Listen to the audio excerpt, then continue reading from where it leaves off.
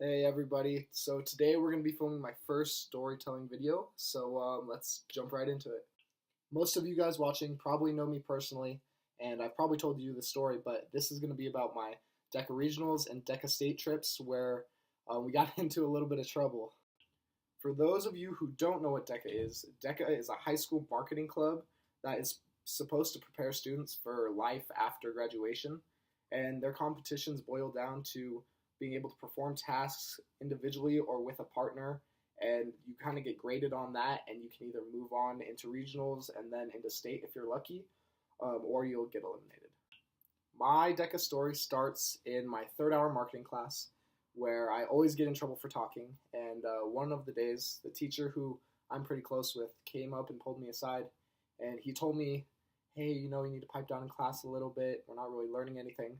But at the same time, I think you would be pretty good at this marketing club, Deca. And I thought about it a little bit and we kept talking. There was no fee to sign up, so I was like, hey, why not?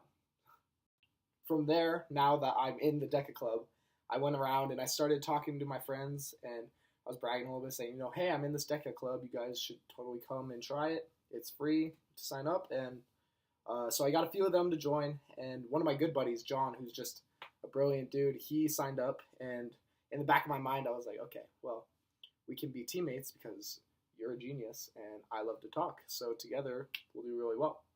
But I talked him into it and we signed up for sports and marketing, which is one of the more competitive events, and we had no idea what we were in for. At the time, we were talking about it, and we were both really excited, all jazzed up, but we were saying, oh yeah, we're going to hang out like 3 days a week after school. We're going to go over our vocab terms, and then when we go to the competition, we're just going to blow everybody away. And that's exactly what happened for the first 2 weeks. Then after that, we both got busy, and we didn't really have the same drive as we did in that first week to blow everybody out of the water in the competition. So instead of picking direction or finding times to work out together, we didn't do anything. And as the regional competition grew closer, we both knew deep down that we were in trouble.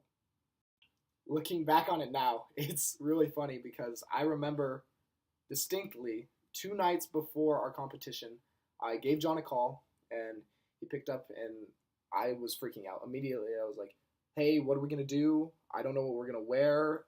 I don't really have a plan, so what's going on? And these were his words exactly. He says, man, I have no idea. Let's just dress up nice, go to it, and get the day off of school. So that's as far as our conversation went. So in both of our minds, we were convinced we're not going to state, and we were just going to have some fun and hang out with the guys. When competition day finally arrives, I remember it because I was probably 10 minutes late when I was supposed to be there 15 minutes early. So I was hustling in, trying to get there on time, trying not to let my partner down. And I run into him. He's a little angry because I'm late, naturally. But he tells me that there's 14 other teams going against us. So immediately my heart sank, and we both kind of knew that, all right, we're going to go do this, but we're not going to place or be even close. So they bring us into the side room with the other teams, and they give us the briefing. And there's this kid from another school, a rival school, Mountain Range, and he is just a total tool bag. So the whole time we're in there, he's talking trash to us for no apparent reason, and that fired us up. So when they gave us our prompt, John kind of had this fiery look in his eye, and I knew that he just wanted to take him down. So I was kind of hands off the wheel, like, hey, it's your ideas, man. So we get in there. There's 15 minutes to write whatever you want and then draw diagrams to present to your judges.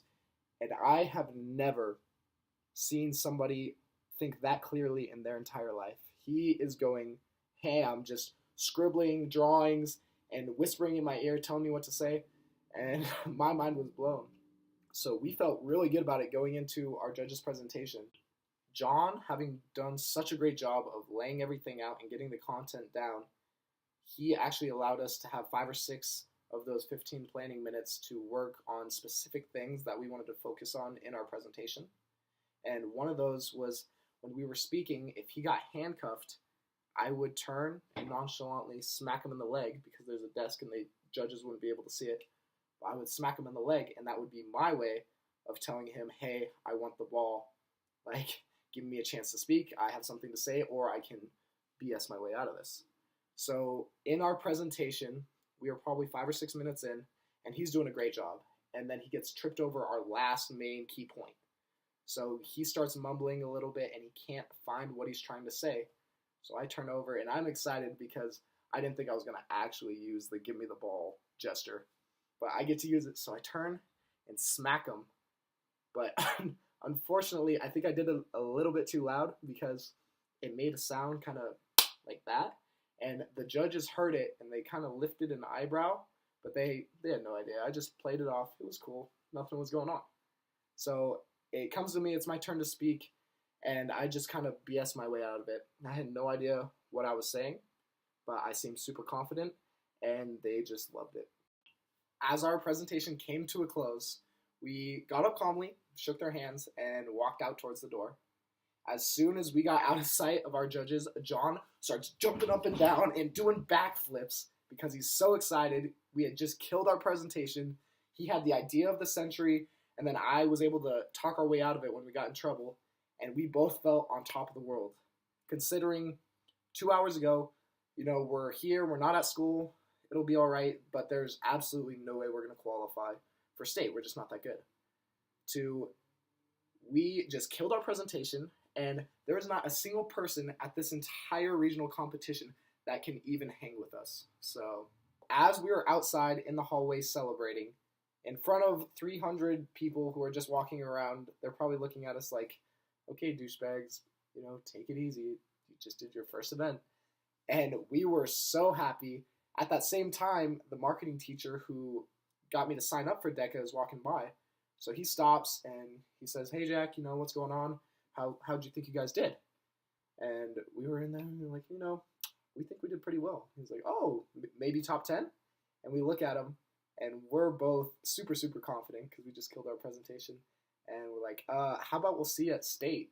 And he's like, he gives us this look like, that's not going to happen. You guys don't do anything. And we didn't care. We were super happy. But looking back on it, about 15 minutes later, we just told him we were going to state. Only the top 3 teams out of 15 go to state. And we just told him that we're pretty much guaranteed to go. If we don't get selected, we are the biggest douchebags ever.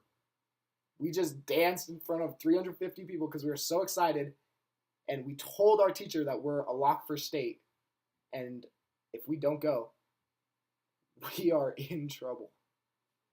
After coming down from our high of doing so well on our presentation, we finally had some sense in ourselves, and we were thinking and second-guessing ourselves, like, maybe we really didn't do that great. But as it was time to announce the winners for the podium, of course, ours is the last event, so the whole time we're sitting there fidgeting, like, come on, we gotta go. And they announced the 3rd place finisher. I think it was a team from Monarch, and okay, we could be in 2nd or maybe 1st. They announced the 2nd place winner, which was the Mountain Range kids who were talking trash. And now we started sweating because we knew they were good and they knew they were good too. So we're sitting there fidgeting, and they announced the 1st place at the regional, even though they didn't say it was in any specific order. They announced John and Jack from Legacy, and we just lost our shit. We went up there and we got our trophies, and I kind of gave a wink to my marketing teacher. I was like, hey, you got to spend 4 days with me out of town, so better get comfortable.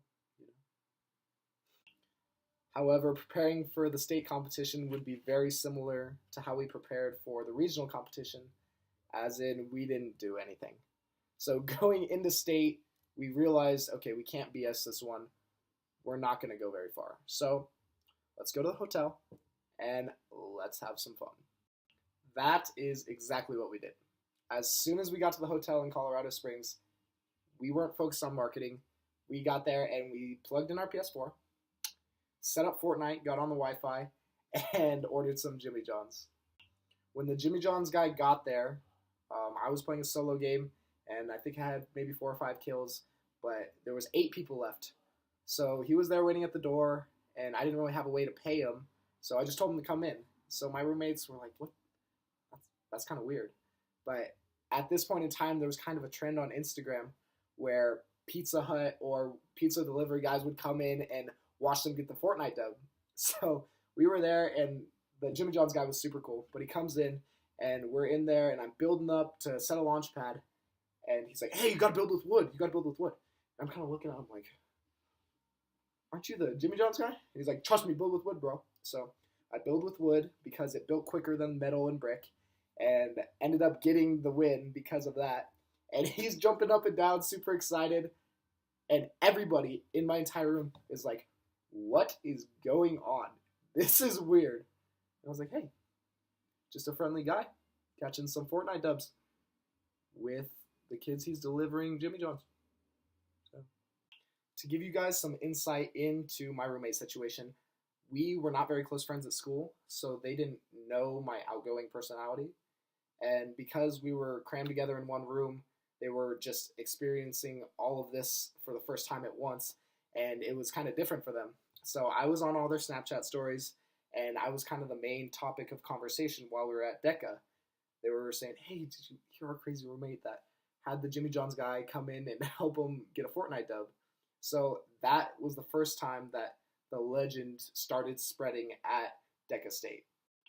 And fortunately for me, unfortunately, depending on how you look at it, that just started to fuel my fire of craving attention.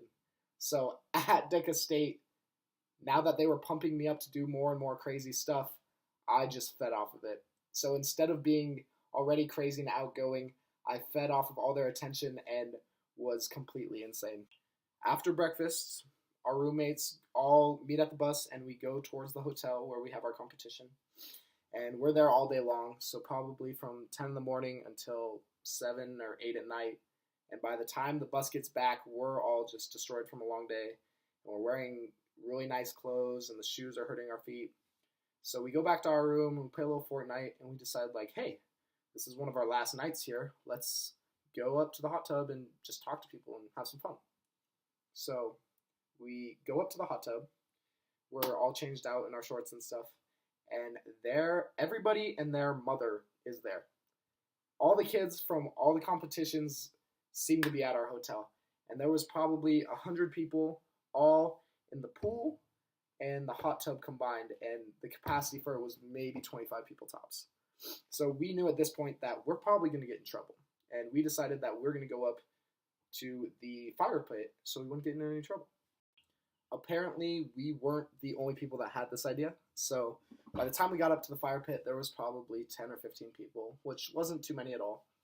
But while we're there, they have the gas-lit fire pit rather than the big bonfire.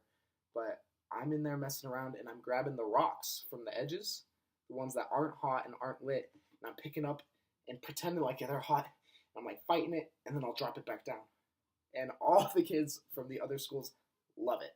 They think that I am some whack job that's just grabbing hot rocks and letting them go. But I am just completely playing with their minds, right?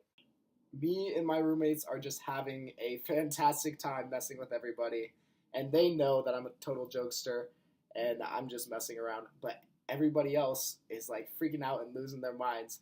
And slowly more and more people are coming up to the bonfire because there's a lot of noise.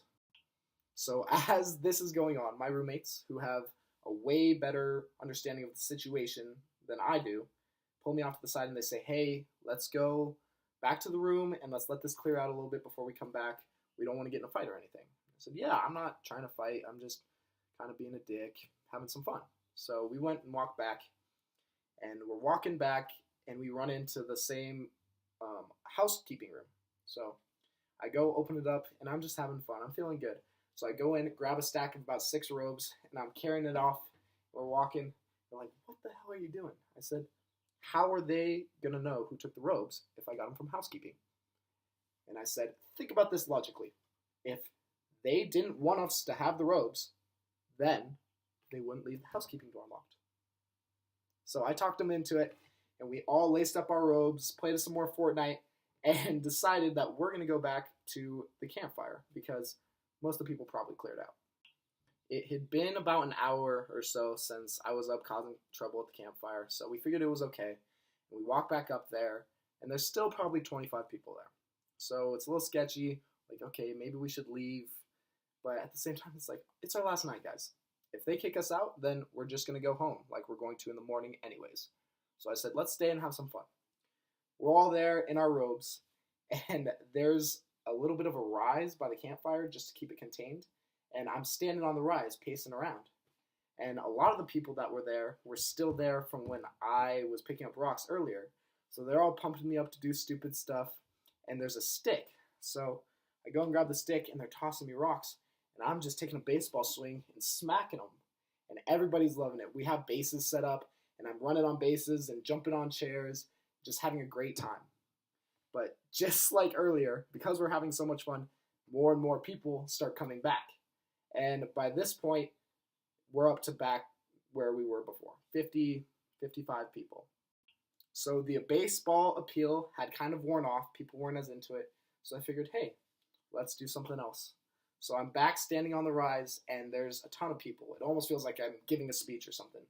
But there's so many people there, and I'm walking around in my robe. And they're talking trash, or they're like, who is that kid? And I'm walking around. I am absolutely loving it. And I'm pointing to my friends like, this is pretty cool what's going on here. Until I started getting a little too froggy. So I'm standing up there, and they're yelling at me. They're like, hey, run through the fire. And the fire's probably, it's 12 feet by 2. So it's really long and skinny. But they're like, hey, you should just run through the fire. Like, no balls, you won't do it. And I said, no, I'm not going to run through the fire. I'm not going to do it. They're like, why, pussy? I said, no, I'm not going to run through the fire. Like, boo. And all my friends, of course, are like, do not do it. The whole time I was going to run through the fire. So I start to step down. I spring my foot off the ground, get back up, and run through the fire. And my adrenaline immediately just shoots through the roof. I get through the fire, and somebody grabs me by the back. And I thought it was one of my buddies, so I was going to turn to hug him or do whatever. And this was an old man. So he grabbed me kind of by my collar, almost like I'm a kid or something. And he's like, Deca, what are we doing here? And I said, shit, we are in trouble. So it was the hotel manager who had been out there. I had no idea because I was too busy messing around. But there was 70 kids out there messing around, and the other guests had complained. So he has me by the back of the robe, and he's like, what school do you go to? And this is the coolest moment of the whole story, because we had kids from probably 10 or 12 different high schools there, and he asked all of us, what school do you guys go to? Not a single word.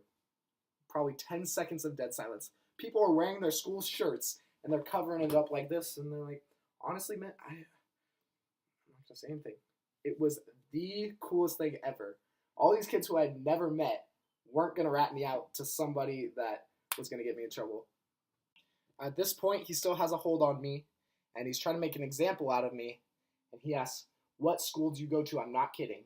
And in my mind, I'm trying to think, how can I get out of this situation to where I do not get in trouble? So I'm thinking, and I'm like, hey, Valor Christian. Nobody likes that school. It's for all the wealthy rich kids, and that they aren't staying at this hotel. So I thought, perfect, I'll say Valor. I said, Valor Christian. And he goes, you struck me as a Valor Christian kid, wearing a robe and stuff. And I was like, okay, well, coming off as a Valor Christian kid, we're going to need to address that later, because that is the last person I want to be. But he was trying to make an example of me. He pointed, he's like, don't any of you kids turn out like this. This kid is blah, blah, blah, blah, blah, blah. He was talking trash. I wasn't really paying attention. I was kind of freaked out. But as soon as he lets go, he starts to lecture everybody on how they need to go back to their rooms. And as soon as he lets go, I start to distance myself. And he says, and now for you. And I'm already 10 feet away. He's like, come here right now. I turn, run, book it over the fence, hop over it, flip, and then run around the complex to my room. So I'm back in my hotel room. I'm safe. As far as they know, it's a Valor Christian kid. So I'm off the hook. They have no way of tracking me unless they wanted to go through all the trouble of checking the footage to see where I ran to. And I had confidence that there was no way they were going to go through that. So we're there, and there's a few kids that didn't know what was going on, so I was just hanging out with them, like, hey, I can't get in trouble. I'm set. Probably 5 minutes after I'm done thinking about it, I get a ding from my marketing teacher. He texts me, and he says, Hey Jack, I'm just reaching out to you on regards of the hotel. And that's his first message. And instantly I'm like, oh my god, those bastards, they totally caught me. Then he sends another one saying, the hotel has asked us to look out for a Valor Christian kid who's wearing a robe and causing trouble. And my marketing teacher had knew that we had the robes, so he had some idea in his mind that we were the ones causing the trouble. So I texted him back, and I said, oh, really? That's interesting. And he texted me again. He says, you wouldn't happen to know anything about this, would you? And it's kind of one of those unspoken things where he thinks I did it, but I'm not going to compromise myself. So I told him, I said, of course not, no. Like, let me know any updates that they have. And then I sent it, and probably 10 minutes later, I was like, I totally got away with this. I was very happy. So I texted him again, and I said, on a totally unrelated note, do you want a robe?